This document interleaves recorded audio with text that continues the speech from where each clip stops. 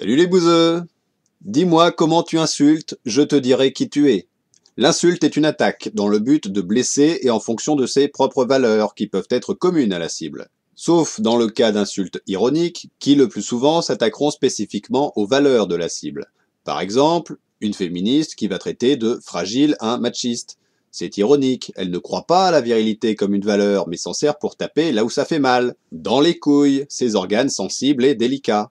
Au contraire, l'insulte n'est pas ironique quand c'est le machiste qui traite quelqu'un de fragile. Là, c'est bien parce qu'il considère la fragilité comme honteuse, signifiant qu'il a peur de l'être lui-même ou de le paraître aux yeux des autres, et donc qu'il n'a pas vraiment confiance en lui, ce qui fait de lui un gros fragile. Ceci étant établi, nous allons parler de l'insulte candole, ou cuck en anglais, diffusée notamment par la frange d'extrême droite du forum 1825 de jeuxvideo.com, une communauté web tellement rebelle que tous ses membres parlent de la même façon, à tel point qu'on peut les intervertir les uns les autres, avec les mêmes idées fixes, les mêmes tics de langage, avec les mêmes mèmes.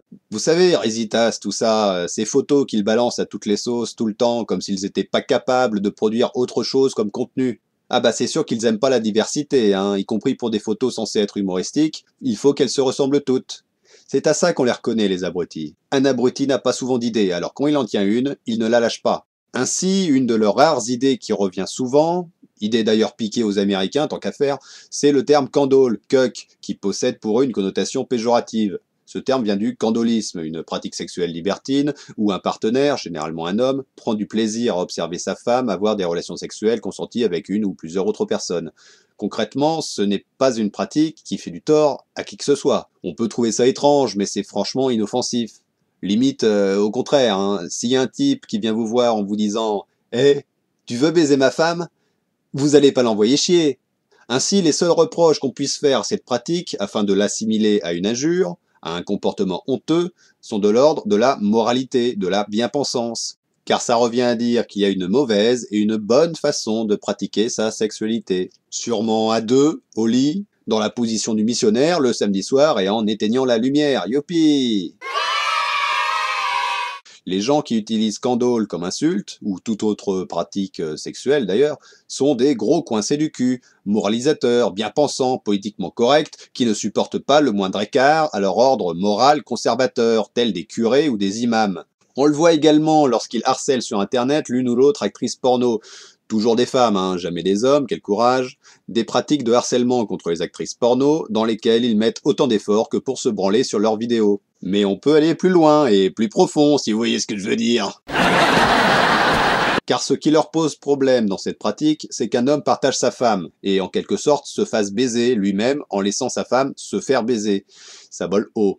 Ce qui leur pose problème, c'est qu'un homme ne considère pas sa partenaire comme sa possession exclusive. Ce qui leur pose problème, c'est que cette pratique, par sa seule existence, est une menace contre l'ordre établi et dominant des relations de couple monogames exclusifs. Ainsi, là encore, ils s'inscrivent dans une démarche de protection d'un système moralisateur en place. Et ça se dit dissident.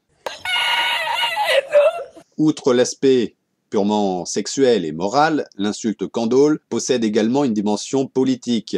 Symboliquement, le candole, ça serait celui qui laisse son pays se faire envahir, comme il laisse sa femme se faire prendre. C'est une approche purement machiste et rétrograde de l'homme qui doit protéger ses possessions, que ce soit sa terre, sa culture ou sa femelle, et qu'ainsi l'autre est forcément son ennemi, quelqu'un qui veut forcément prendre ce qui lui appartient et forcément l'humilier, le baiser en baisant sa femme objet ou son pays. L'autre ne peut vouloir la coopération, il ne peut être qu'une menace dans un sentiment constant de peur de l'étranger. Pire, dans cette vision navrante du monde, le candole est celui qui se laisse faire, qui est donc une menace pour lui-même. C'est la menace qui vient de l'intérieur, rhétorique typique de tous les discours fascistes.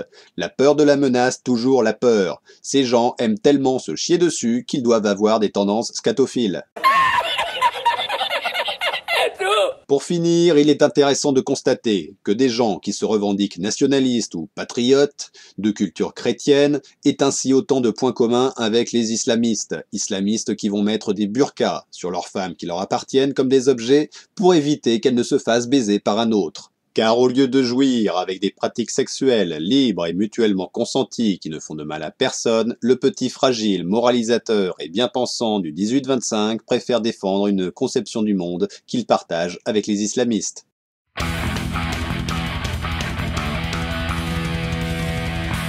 Nous passons désormais à la deuxième partie de notre émission pour prendre un appel. Allô? Le 18-25 t'encule, espèce de candoule! Tu as demandé la permission à tes parents avant de prendre le téléphone? Je suis pas un enfant, je suis ingénieur. J'ai une femme magnifique et une bite de 20 centimètres. Le raptor dissident va te mettre en PLS. Oui, vu que toi-même t'en es pas capable. Allez, va faire tes devoirs. Issou! Kevin, à qui tu téléphones?